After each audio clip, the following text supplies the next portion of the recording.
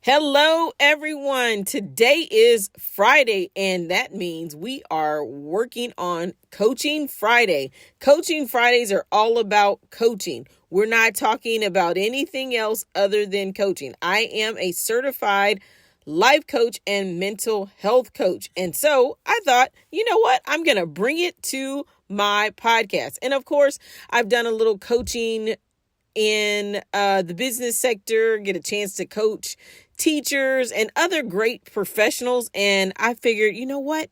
Let's take this to Vital Statistics 3.0. So if Word Wednesday is not your thing, maybe Coaching Friday will be your thing. So whatever platform you are listening to, I want to say thank you. Thank you so much for being engaged with me. Remember to like and subscribe and to plan on sharing this podcast with someone who may benefit from it. So let's get started with Coaching Friday. I'm so excited about this because technically this is episode 2. It's our second episode of the week, and we are going to move right on into it. So I want to welcome you to Coaching Friday on Vital Statistics 3.0.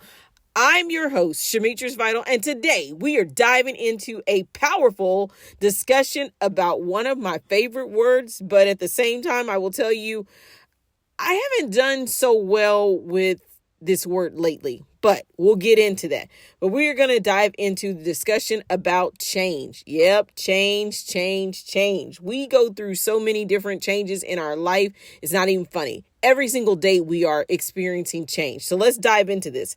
Let's be real about it, though. Change is actually, it's a good word, but it's actually very hard to adapt to change. And for many people, change is uncomfortable because it forces us to confront ourselves. How many of you guys looked in the mirror this morning and just noticed there were some changes maybe on your body, on your face? We have to confront ourselves. We've got to look at ourselves in the mirror. So we're starting a new series, and this is called The 6 Elements of Change. This is one of my prize seminar workshops, and it is very valuable, and I believe you guys are going to really enjoy this. So let's get started. We're focusing on the first element of change, and most importantly, that element is who? Who are you? Your character. I know you're like, Shemetris, I don't need you to ask who I am, but I want you to really listen to this. Who are you at your core? You know, when you bite into an apple, you've got all the juicy stuff, all the pretty stuff. It tastes really good. But when you get all the way down to the seed, that's really what the apple is at the core. The core of that apple is a seed. Not who are you to other people, not who are you to your friends, all these other people. Who are you when every label comes off? Mom, dad, sister, brother, auntie, best friend, coworker, CEO. Who are you without the labels? That actually is probably more difficult now for adults to answer than it is for a child to answer. Do you even know your favorite color at this point? I've been working with some of the other teachers that I work with, and some of them are like, oh my God, I don't even know what my favorite color is. I think my favorite color has become my husband's favorite color. So what is your favorite color? Think about that. I can tell you right now, my favorite color, and anybody that knows me, my favorite color is pink. If I were to ask my mother, my mom would be like, my favorite color is red. Now I have some other favorite colors, but it's a simple question. Can you really truly answer that question? Do you know what you love? What excites you? What brings you peace? I'm sure some of you are like, just having peace means just being able to be quiet, sit in a quiet place, go to sleep when I want to go to sleep. One of my friends, she's just like, man, if I could just go to sleep when I want to go to sleep without a little person in my bed or, you know, whatever. What brings you peace? Or have you been so consumed with everyone else that you've lost sight of yourself? For the most part, that is most people, definitely most women. You've lost sight of yourself. Today, we're going to dive deep. We're breaking through the layers to discover who you are at the root of change.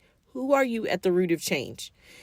Now, if we're going to talk about change, we got to do one of my favorite things, and that is to look it up in the dictionary. So before we dive into character, let's set this foundation by the Merriam-Webster dictionary definition. It says change. Now remember, this is the word that we've looked up. To make different in some particular way, to transform, or to undergo a modification. To make different in some particular way, to transform, or to undergo a modification. Change isn't just something that happens to us. It's something we have the power to engage with and influence. Take that in. It's not just something that happens to us. It's something that we actually have the power to engage with and influence. Now, if you're a reader, I'm going to give you 2 books that I've read, great books, since we're talking about change. So 2 book references is The Atomic Habits by James Clear. Change is about small daily shifts that lead to massive transformation. Okay. And then my second book, now this one has actually become a favorite, and I really do try to use it. Sometimes I fall off course, but Mel Robbins, if you're listening, thank you so much for you're just amazing. I love your podcast. I love your books and everything. But the 5-second rule, guys, if you have not heard of the book, The 5-Second Rule by Mel Robbins, you can read it, or you can listen to the Audible. I actually liked hearing it because listening to Mel Robbins is just like amazing. But anyway, the change starts with a decision and actions within 5 seconds before fear stops you. So she has this thing that you count 1, 2, 3, 4, 5, or you can count backwards 5, 4, 3, 2, 1, and like get up. Maybe you're trying to encourage yourself to do something. So 5-second rule, great book. Again, that's by Mel Robbins. Now, I know this is a coaching thing, but I have the privilege to be able to bring God into every situation, and I never want to leave him out. So for those of you that may prefer a biblical basis, I have 2 scriptures for you. I'm not going to preach on them, but they're just references. Romans 12:2. Do not conform to the pattern of this world, but be transformed by the renewing of your mind. So don't be like this world. Be transformed by the renewing of your mind. Change starts with your mind. You can't change externally until you shift internally. All right. And then Philippians 3:13-14. I have to put a plug in here because that is the exact scripture that I gave Word Wednesday from.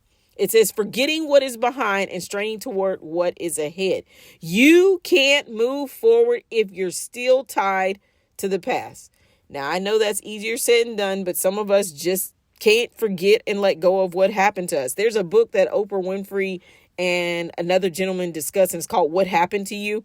I didn't put that into my reference, but just talking about it, you can't be tied to your past. You've got to move forward. So let me ask you this. Have you adapted to change? Or how have you adapted to change? Are you resisting it or embracing it? How the world is changing right now is a true reflection of change. So let's think about this, okay? For just a moment. I'm not going to go too deep into it, but I think this will resonate with you. We have a new commander-in-chief, a new administration. How are you dealing with that? AI is reshaping jobs, industries, and communication.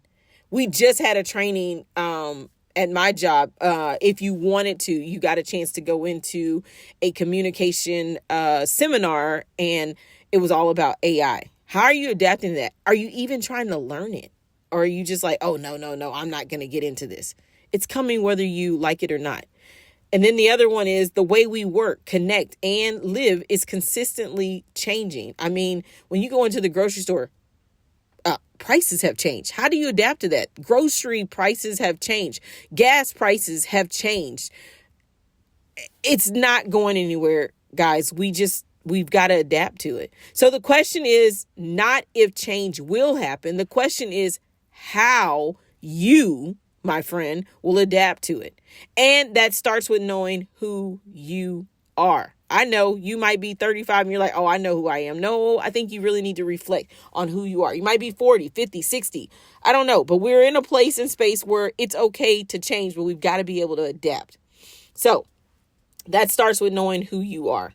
So let's move into the true core of character. When we talk about the first element of change, who? You were talking about your character. We are talking about your character. Who? You. Your character. Who are you? So let's ask some real questions here. And you're the only one that can answer these real questions. Who are you when things get hard? What happens to you when things get hard? For me, I kind of clam up. Sometimes it frustrates me and makes me mad. My brother, on the other hand, he says that now he leans in. I'm not going to reference any of the books that he's reading, but he said he leans in when something's hard. He's like, then this means that I need to go in this direction. So who are you when things get hard? Who are you when no one is looking? Now, for me, I can be honest. When no one is looking, I have the best time. I enjoy myself. I'm really goofy. Like that's just one of the things about me. When no one is looking, I try my best to make that a part of who I am every single day. But, the hats that we put on, makes us kind of like shy away from who we really are sometimes. But when no one's looking, what are you doing? Like this morning, I was totally, raging out on a song that I was listening to this morning. But anyway, who are you when you need you the most? So when you are your only person you can depend on, who are you when you need you? So we spend so much time wearing titles, mom, dad, wife, husband, let's go big, CEOs, entrepreneur, sister, brother, auntie, uncle. But who are you without these labels? Are you simply tolerating life, tolerating people, tolerating your circumstances? And I bet a lot of you, like myself, you are tolerating certain circumstances, right? Or are you actively engaging in becoming the person you were created to be? Are you engaging in who you were created to be? You can't even do that if you don't know who you are. So let's do a little reflection. If you have the opportunity, you might be driving or whatever, but later on, this will come back to you. Take out a journal, or you could do it in your phone. You can even do audio if you'd like to, but I want you to think about this. 3 words that describe you today. Who are you today? 3 words that would describe who you are right now in this very moment. 3 words. You probably could just do that actively by talking it out, but 3 words that describe you right now today. 3 words that describe who you want to be. Who do you want to be? 3 words. And then 1 small action step to start aligning yourself with the version of you that you want to become. So for me, one of my biggest action steps is I decided to be very aggressive with this whole podcast thing. I have been starting over, stopping, and all these kinds of things. And I said, you know what? I'm going to be aggressive this time, and I'm really going to move forward. I'm going to do this. So I decided 3 shows a week because I know that I have a wealth of information and knowledge to share, and it's not fair for it to be something that I just hold and not share it. So I've gotten discouraged a lot. When you talk about things being hard, I've gotten discouraged. I've let circumstances get in my way. But this time I was like, you know what?